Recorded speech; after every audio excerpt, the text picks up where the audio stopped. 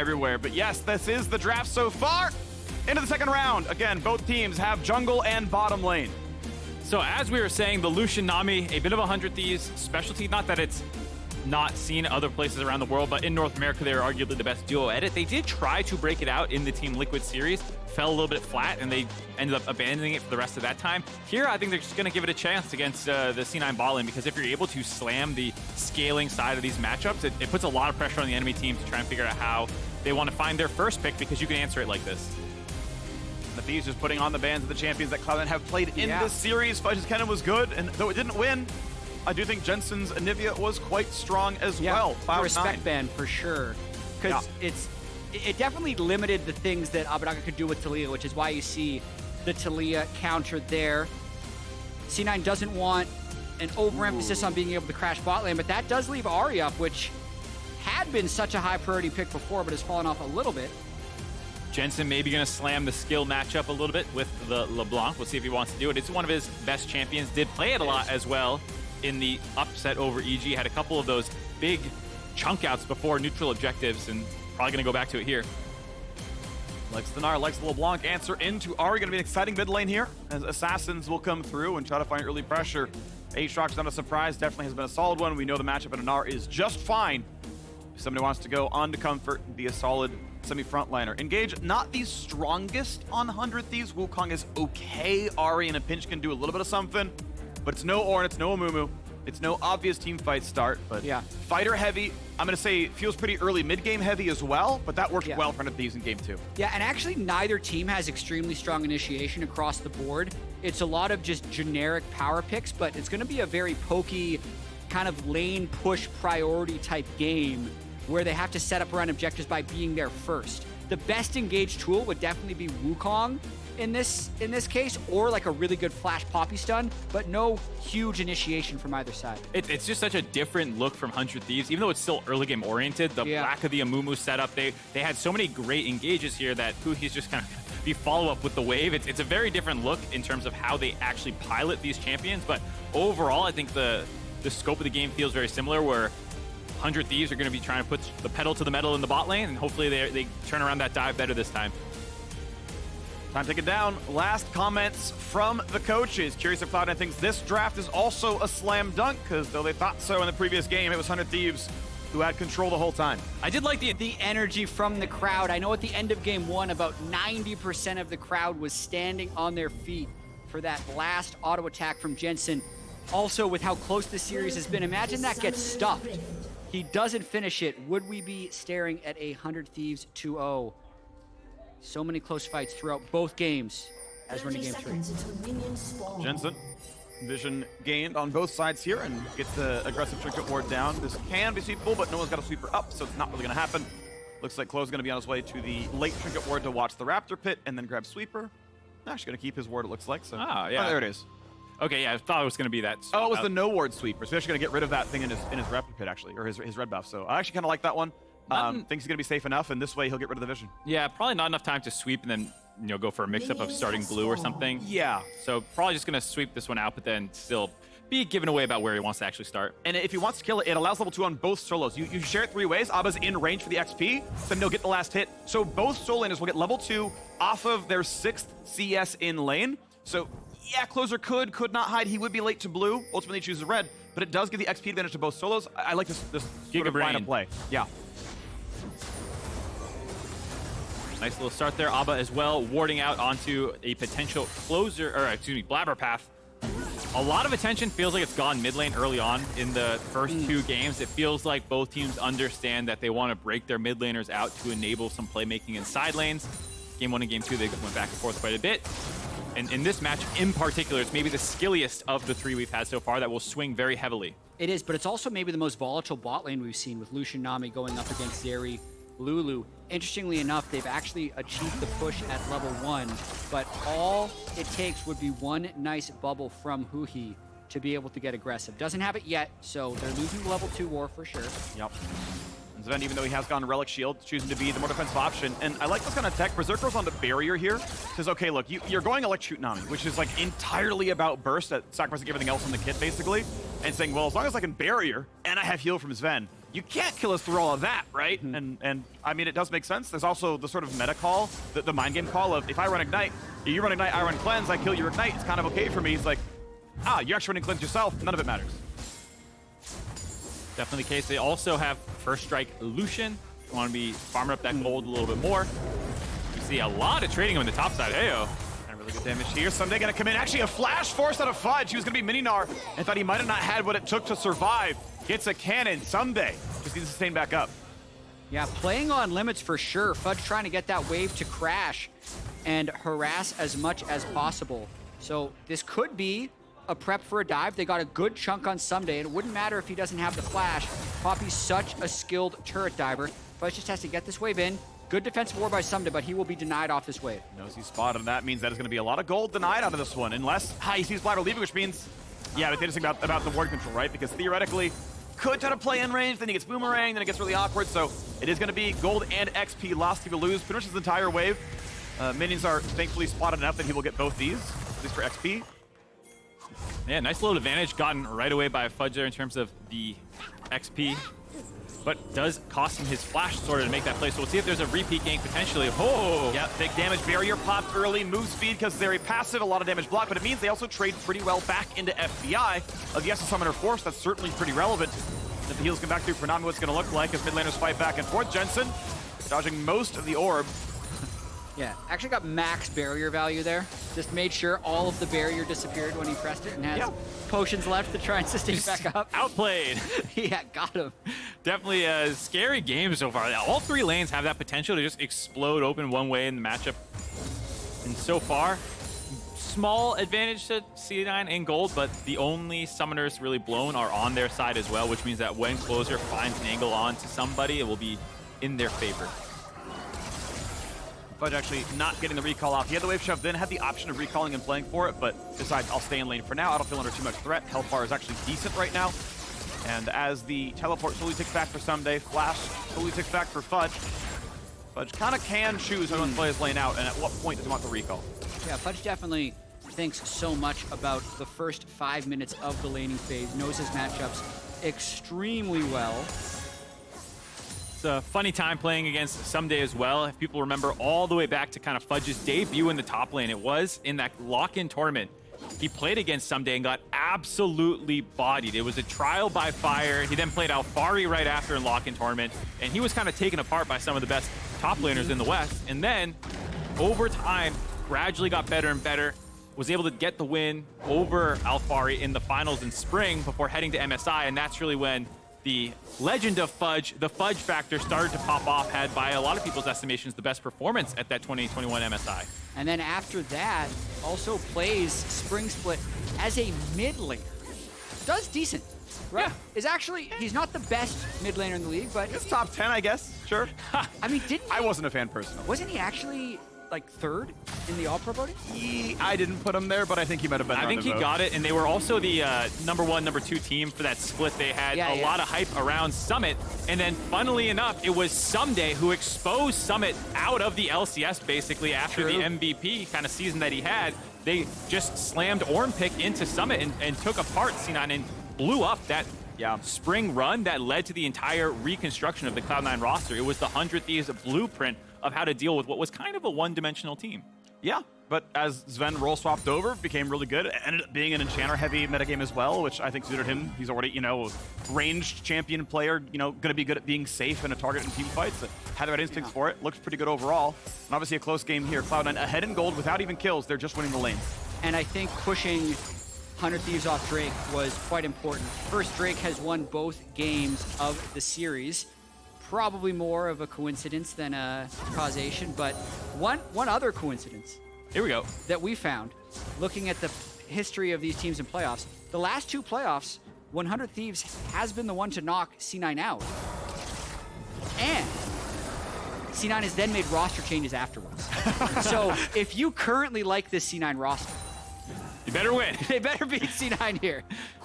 That's funny. Or better beat 100 Thieves. Better beat 100 Thieves. I gotta point out though, Berserker is against the lane bulliest lane and is up 10 CS, 13 CS right now in this one, doing incredibly well down there. He got barrier value, but Zven is always the target. was in range of a lot of it. Look, a lot of help there. Had his heal burn. Berserker goes for the maximum. Wants FBI. Heal forced out. He's shielded well. Big damage out of Berserker. And Blaber's on the way. Confident play out of Berserker there, stepping forward. Never even once considers turning around when Huhi shoots the bubble behind him, is anticipating a backstep there. Berserker is a player who just has so much aggression. And there you see it. Turning around after they chunked out Zven, evening that trade out. Does get the heal out of Huhi to kind of even out the heal trade that they got from Zven. Yeah, 16 more minions Berserker has killed, assuming FBI cleans up those 6. So yes, it does sit at 16. That's very impressive by both Berserker and Zven. And that one trade prompts Blaber to decide to start Rift Herald. Almost a 1,000 gold advantage for Cloud9 in this game off the back of straight up laning. Jensen as well getting the better of Abbeddage in the mid lane. You can see the mid mana pool just so taxed by Abba through the impressive trading by Jensen. If you're not ever able to land the charms on the distortions forward, it's very easy to kind of get the advantage slowly over time for the LeBlanc side of the matchup. It means you got Rift Herald. Cloud9 looking good right now. Mid lane 20, bot lane nearly 20. Herald and inventory feeling great. More gold to earn, as eventually going to see some turret flakes go to somebody. Fudge eventually got his TP back to lane. It was for plated steel caps. Make sure you can kind of run away from Ssumday's engages. Go to closer. Physical damage jungler there as well. Now 100 Thieves say, we sure would like this Drake, if possible. Gonna leash it up. Yeah, Jensen just went back to base. Abbeddage is here much faster, so it's likely going to go over to 100 Thieves. It is the cost of doing business when the global call out for Rift Herald comes out, but C9 is hanging around. You can evict the jungler. If you get him, it's yours. Smite comes in. Well done by Closer. First Drake 2-0 in this series. Doesn't necessarily change here. Abbeddage wants the Herald, or the Scuttle, not going to get it. Smited by Blaber. I mean, he got the crab. He did. We heard the cheers. That's the important part of this one. Dragon, Bedge, you see the crabs, you know it's good. And overall, they also got the ultimate out of Nami for the Poppy ultimate, which means that in lane at least, this will free up some more space for C9's bot lane to kind of continue to play aggressively here. Hold on, Ssumday gets the blue buff steal as well. Gotta get out. Yeah. He's gonna get his own chain. Good flash. Jensen's gonna get away from all of it. The root isn't gonna be enough though. Does Fudge have the damage? Because these got teammates as well. Blue buff handed off to Jensen. TY for leash. First blood, Cloud9. And look at that CS gap in mid lane on top of the first blood. Huge play by Jensen. Yeah, over 1,000 gold over Abbeddage means that when this game kind of starts breaking open in the next 5 to 10 minutes, he's going to be so strong inside lane. Same for Fudge here. Ssumday trying to take advantage of the fact that everyone had just kind of been shown in the bot side. Thinks he can sneak in there and get it. This was kind of heads up there. He doesn't want the snapback to come through. Yeah. So he flashes out of the Aatrox W, which allows his chain to stay on top of him and make sure that he can't just kind of run to the right side and get out for free. And C9 did a good job not really giving Ssumday a good flash. They cut him off and made sure to stay on both sides of him the whole time. Really well done. Puts him in the gold lead. 2.2 thousand. Cloud9 running away with this one. A single Drake all separates them from crushing 100 Thieves at every turn in this game. Ssumday will get his wave onto the tower, sure. It's looking good in a lot of places. Mana pools are low, which means 100 Thieves don't really want to be able to fight this one. FBI pretty powerless. 1,100 gold in inventory as well. Similar, to be fair, for Berserker, but I think Lucian really needs the mana more than Zeri does. Yeah, next Dragon going to be pretty important for Cloud9. Don't want to get Dragon stacked on by 100 Thieves, but a really powerful point with Jensen having Luden's Echo right now. So he's going to be winning lane even harder until Abbeddage can match that Mythic, and that's also just going to give them so much more pressure over this bot side river, because Jensen can consistently put this wave in, means he can move down, which means they can threaten dives on this turret. So even though Jensen has the gold now, they're going to pay it off and try to get Berserker fed. Yeah, and especially because FBI was low on mana there. Blaber takes the read, charges down to the bot lane to make sure they get that for Berserker to channel even more gold into his pockets as well, identifying him as the biggest late game threat. C9 did a good job of taking advantage of the late reset by FBI there. No crabs. Yeah. And keep stacking up. Cloud9, where the crab goes, so goes their victories. I'd be willing to bet in games where Blaber gets more crabs than the other jungle, he never loses. Never. I believe it. At least close. it's above 50-50, right? It's got to be pretty high. Going for the play. Stuns into the wall. Big damage out of Fudge. And he's got Jensen. Hey, Ssumday! Knock! The duo is here! Gnar knocks him down again. 3,000 gold puts Cloud9 ahead. This is turning into a rout by C9 here in Game 3. The largest early game gold lead opened up yet in this series. So much of it through Jensen's moves. It starts with laning dominance. It has a midpoint of killing Ssumday for blue buff, and then the next chapter is killing Ssumday up top again. It's insane how aggressive C9's playing this game. We thought that 100 Thieves might be the more slightly early game oriented comp, but it's skill matchups in both solo lanes. Bot lane obviously has the potential to scrap back, and now 4,000 gold up. You're looking at this draft from 100 Thieves and wondering how they get back in. Game 2, it was off of insane engages in team fighting, but they don't quite have that same level of synergy in their composition. And I think it throws the entire philosophy of how to approach this series into question. If 100 Thieves are going to be the team fighting team, might need to start opting into it. I love that play there by Berserker. That was really cool. Already got the whimsy move speed from Zven, jumped over, tried to pinch out FBI. Couldn't quite get it, but still crushing that lane. It's okay, there was a Herald, but it's still 3 plates to 1 against Lucian Nami. They are so crushing over there on the Cloud9 side.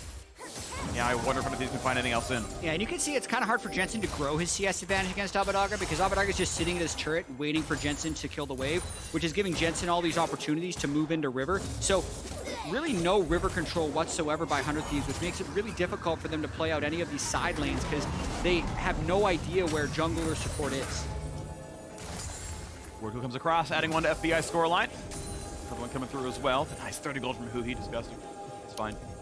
Another thing that I'm sure you'll be very happy, most likely, is the Triforce on the Gnar as a ardent Triforce defender over Sunderer. Yeah, I know. Yeah, and honestly, I mean, it's the better sort of like carry version of the item. Like, keep in mind, Gnar functionally has silver bolts, right? Like, I hit you 3 times, I get a bunch of bonus damage. If he wants to kill Ssumday, the Triforce move, like attack speed, is just very valuable. Move speed, very valuable. You can chase people down. If you're winning, Triforce is the better win more item. And a lot of games where winning your side lane more is how you win the game. Drake count now tied back up. 100 Thieves have found their timing a while ago, but Cloud9 now own the map, and everything they want just belongs to them. And there's a really nice gold spread for their lead. It's an 1,100 gold lead for Fudge's Gnar. It's a 600 gold lead for Blaber's Poppy. It's a 1,300 gold lead for Jensen's LeBlanc. And a 1,000 to 1,100 gold lead for Berserker. So that means anywhere they go, they are strong. And I think this is 100 Thieves just kind of flipping the game a little bit here, saying nothing's going in our favor. We're going to all in on this Rift Herald. I don't even think C9's going to contest, though. They're more than happy to just keep the bot lane bottom and grab that turret. Yeah, because what do you do with the Rift Herald? You got a turret. Well, C9's just going to take a turret for Berserker. They're always going to take that. And second Herald, excuse me, sometimes difficult to drop if you're this far behind in the game. Finding an area where you're able to push in with the wave, get the channel time off, not have it be contested, not have that kind of sniffed out coming. So it's sometimes even just a almost 0 positive play except for the initial shutdown or kill gold onto the Rift Herald. I will say that the power point for 100 Thieves is now that Lucian Nami with Gale Force and Imperial Mandate completed. They are very potent as a duo. That's a slow. I mean, I think he can go for a little something here, decides not to anymore, despite the buffs on. Knows reinforcements will be coming pretty soon. He gets nothing done. Blaber despite the slow landing. Fudge still getting damage to the tower. Not in a rush to kill it. Happy to deny some farm from Ssumday instead, who also knows if I step up, this turret dies to 2 autos, and then I die too. Keep in mind, Mythic diff in the top lane means there's nothing Ssumday can do in 1v1. Yeah, Ssumday, after having an incredible Gwen performance put onto his back foot here, on the cams between games, it looked like Fudge was a little upset maybe about how that previous game went. Jatt and I were joking, it's like, that's the face of a man who just got put on Ornn duty. And lost. And lost, and was like, why did I just do that? Give me a carry champion. And this time, much like game 1, Fudge coming out better in the lane phase. Yeah, I do love the shots that we're getting of the players. I hope they're okay with it because sometimes you're just zoning off. You don't want it to seem like you're not paying attention. Maybe they're just trying to relax at the moment, but... Maybe he's trying to remember if he shut the front door on the way out, you know? Great, yep. Get the 1,000-yard stare. Did I? Is the oven on? Oh, shoot. Hold on. 2.5 minutes still, though, to the Drake. It's going to be a long one until we have Soul Mattering, but Mountain Soul is, I would say, the best win more Drake. It's like, the only way you kill us is if you one-shot us. Well, we have 500-point shields. You're not doing that. Yeah, plus all the extra resist that come in. Obviously not a ton of people who are going to be stacking those up, but Poppy will be feeling a lot better. Fudge will probably pick up maybe a Death Dance or something. A couple resist coming in eventually. And it still applies your base stats, and everyone has, like, 60 average armor MR or more by mid-game, so it looks pretty good. Abbeddage gonna be rooted. A tackle to get rid of Closer. Thieves can't find their way in yet, but here comes the big play. Across goes Closer. They try to get one. Blaber drops FBI, but can he live? Just barely. So far, a 1-for-0. Health bar's low. Ssumday, through the help of Huhi, knocks one as well. Gets the knockup. Flash bubble, forces away, and off a 5,000 gold deficit. 100 Thieves win the team fight. How is this possible? How did they keep winning these fights from such devastating deficits? They did just hit the mythic items on all of their core champions, so the power was a little closer than the gold lead, but still, such team fight. C9 go in, trying to pick multiple fights at the same time. You see, while FBI and Huhi are kind of cutting out this 3-man core, Jensen's going to pop in here. And most importantly, Fudge going to TP in mini Gnar. Absolutely zero rage built up. And so while 100 Thieves is able to kite out initially, it's a good re-engage by Closer, getting that 4-man knockup, lends into a really nice ultimate there by the Nami. Like you said, Imperial Mandate completed, getting a lot of damage in. And then when both side laners show up for reinforcement, it's Ssumday who's a lot more impactful in this team fight. And there's no way for Berserker to get any of those low health members down to the other side of the fight. And Huhi and Ssumday just pair together to force the rest of C9 back.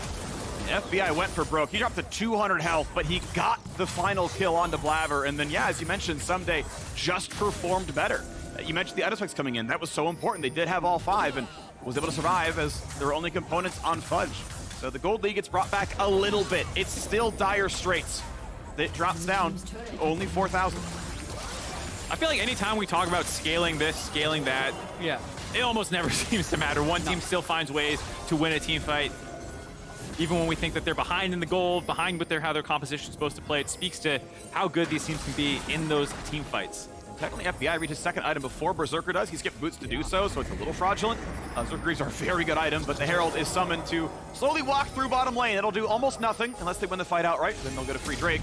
5v5 over Shelly.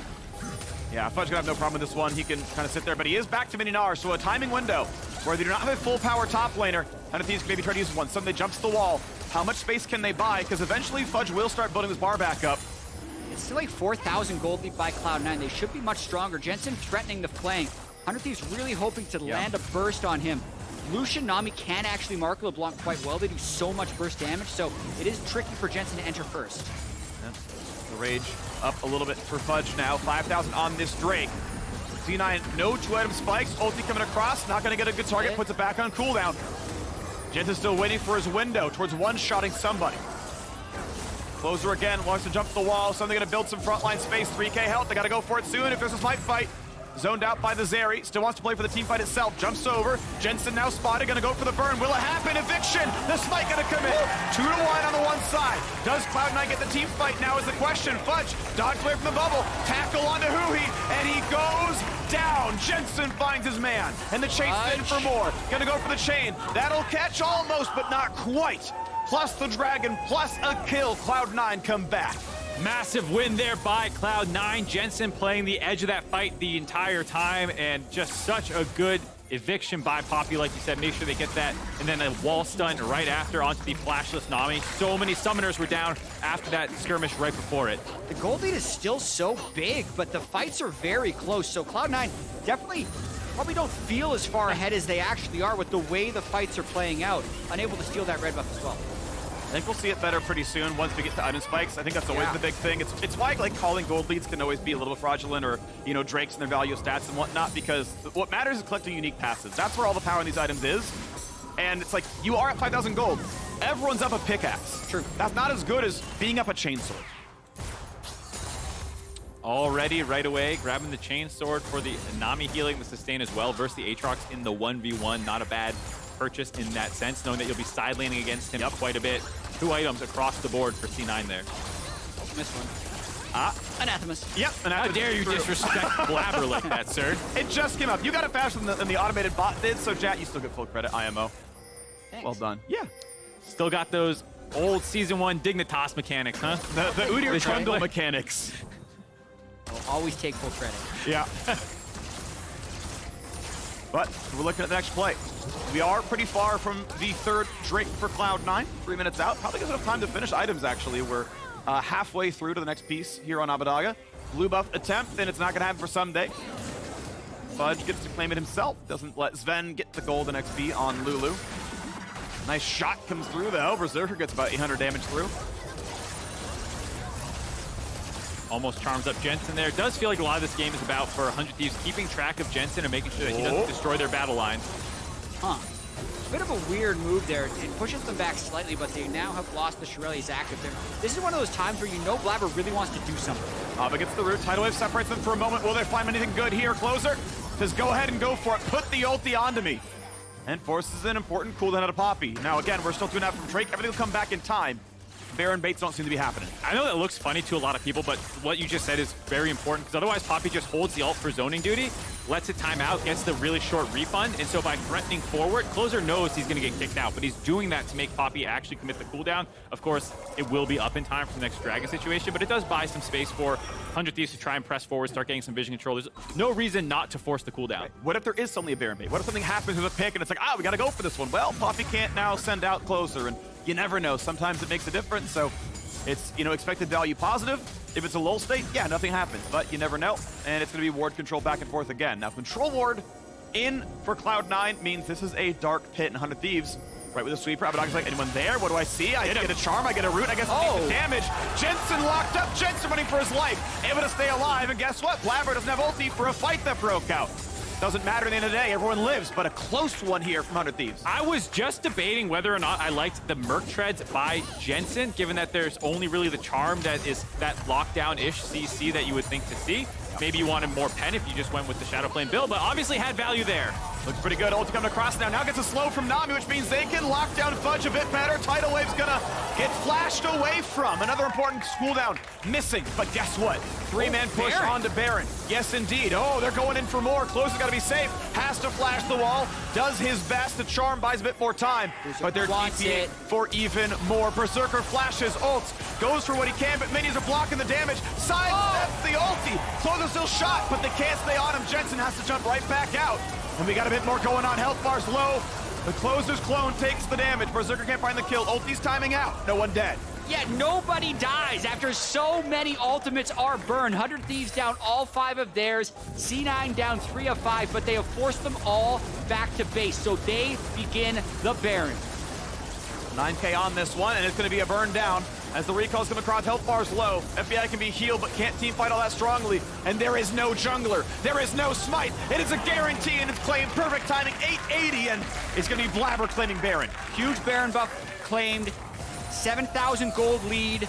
A quick reset, but it looks like the Dragon traded back for 100 Thieves. 100 Thieves doing what they can to minimize that loss. They looked like they were playing a good bit of defense there, down 5,500 gold, getting a play on the bot side, trying to force the sums out of Fudge, getting some sums out of Jensen as well, but that Baron force after they saw the Nami is what started that play. Blaber, we talked about how he was feeling a little itchy on the trigger finger, and that's ultimately what got them the Baron despite the no kills coming through. It's such an interesting game here because looking at the items and looking at how dominant C9 has been in lane, you would feel like it doesn't feel close, but it's such a large gold lead, only 1 kill difference. 100 Thieves is so clutch in teamfights, you feel like they can always find their way back into a game, but statistically, C9 is just way ahead. We'll see if they close it out, because Baron is still on Revelware and Power Play. 2,400 to their lead. They lost the Drake. They got a root on stun, a knock-up on a Blaber, and they'll get the first kill. A huge play as Blaber takes an unsafe route through the enemy jungle and is punished for it. Just feeling confident, feeling safe with the Baron buff. They're grabbing top turret, like you said, kind of tries to cut that rotation on that side of the wall, and 100 Thieves were lurking in the brush. They do lose both bot or mid and top inner turret, so still a nice Baron buff for them as Jensen trying to poke around a little bit, but this is what we're talking about with the 100 Thieves defense in a sense, where you can never feel confident stepping forward against them because someone might be lurking in a brush. Jensen had gotten charmed out just before that. It's like there's always the side of 100 Thieves hunting for ways when you overstep. And something that is always just impressive to me is like, look at the CS 282 before you're at 28 minutes. Berserker is just this series so consistently over 10 CS a minute, still showing up to team fights at the right time, and has all the power he needs to carry this game. 0-0-0 right now, but you can expect that to change pretty soon, I bet, if these fights start going C9's way a little bit more. 3-3 in kills. It is surprisingly bloodless for how many fights there have been. Yeah. part of it's because the teams just have such poor engage, right? So they're taking each other quite low and then able to escape. Hits him, 700 damage on to closer. Of course, the 3-item Berserker spikes that one quite a bit. Fudge may look for something else now. Ssumday brings it into the brush. It would be a blind boomerang, and Abbeddage should be able to burst this one down. Indeed does so. 3 minutes until the next dragon. Split 2 apiece. It is not soul, but it will be soul point. Baron times out at 2,700 in the power play. Fudge is Mega Gnar. Will they go for the play? They're going to look for it. Fudge cannot find the stun. Nothing else happens. Sidestep and Blaber. No charm either. 100 Thieves able to kind of kite that one out. Fudge's Mega Gnar is going to time out right as this push goes through. We'll see if 100 Thieves want to go. Closes on the flank. He spotted that one doing so, so it might not look like a whole lot for him. Going to knock the ward down, but still no play to be had. Mini Gnar going to be happy. Jensen only hits onto the clone as it's dodged away. Yep, Baron gone. 8,000 gold ahead. I haven't spent all of it. This bike is not as big as it might look, though still pretty good on the Cloud9 side. Turret taking the shots, and at this point you can see 100 Thieves running away. Gold lead grows now to 9,000. Plenty of time to spend. 2 minutes until the 5th strike of the game. Yeah, 5,300 gold in inventory for Cloud9 right now, so definitely need to get that money converted into items by the time the next dragon spawns. And 100 Thieves, they can hold on to this game a sneaky long time. Even though they don't have amazing scaling or great engage, they can still hold out hope that they find these picks. They found a few of them already. So Cloud9 absolutely in the driver's seat, but 100 Thieves has a lot of tools to hang on. Yeah, it does feel like, though, the later and later it goes, the more it probably slips into Cloud9's favor. Slightly better frontline. You could argue it does highly depend if Fudge is in Mega Gnar and if Aatrox is able to be landing these Qs to be doing all that drain tanking. But then the kind of insurance policy that is Berserker hasn't taken over a team fight yet, but we have seen his Zeri time and time again. He had the pentakill in the regular season. He had a number of triple kills and quadra kills in that series against EG. He does feel like the threat that 100 Thieves will need to find a way onto to win a fight. Well, it's the way to play the Bloodthirster, though. Berserker going to be harder and harder to kill. Lockdown can be tough, still has that barrier, the pocket heal. Zven can ult level 11 now, so lots of defensive tools available on the Lulu. As we tick down 50 seconds towards this Drake. 100 Thieves be the first ones into the river now. They get rid of the Cloud9 wards. Fudge staying in the pit, can jump if needed. For now, feels safe. No one can really interrupt that, so he is happy to play around there and be chanced at a flank angle. He builds toward Mega Gnar.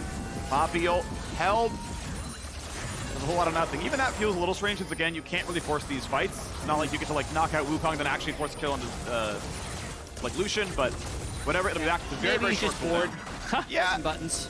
Sure. It's like fiddling with your phone case. I mean, he's getting helicopter weapon more than Wukong is, I feel like, you know? Like, Yeah.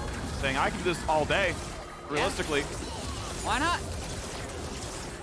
Try not to press R challenge, if possible, for Blaber. Okay, time is going to get tight now, though, because the dragon is coming up very soon, and oh, he's going to find the tech. He found the way in. Goodbye to Huhi. A pushback on a 2. Fudge ensures they get the rest, and resting in peace is what happens now to 100 Thieves. They're going to get everybody. Ssumday left alone. 4 in a row, and Abbeddage can run back to his inhibitor. And guess what? A charm buys time, but Berserker claims it in the end.